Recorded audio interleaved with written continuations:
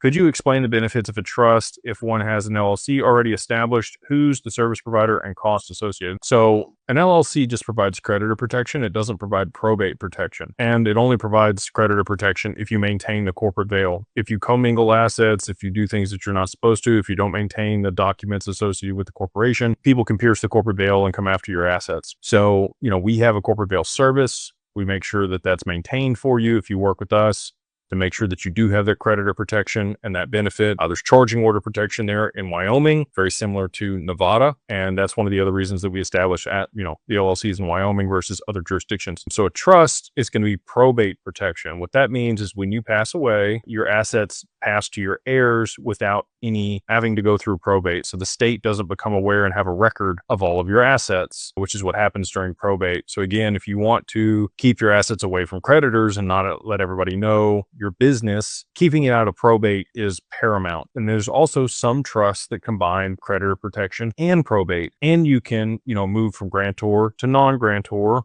or vice versa, depending on if you gift the assets out of your taxable estate. So trust provides three different things: probate protection, creditor protection, and then also, tax protection, or being able to move it out of your taxable estate, depending on the type of trust and depending on if you want to go ahead and complete that gift. The creditor protection often takes a couple years to season in for a trust. You cannot be in the middle of litigation or divorce or have creditors pursuing you or owe taxes. If you do want to set up an asset protection trust, you're going to have all those things out of the way and not need it. Problem is, most people want to set this stuff up when they need it. They're trying to remove assets or hide assets. Can't do it then. You got to do it before then. It's kind of like insurance or life insurance or health insurance. You want to have that stuff in place before you get sick or before you're in a position where you're going to need it. It's hard to think about that stuff when it's not paramount on the front of your mind. But if you can be proactive and set these things up, you're going to be in a much better position over the long term. So hopefully that provides you a little bit better clarity on what a trust is and the protections it provides and why you may want one.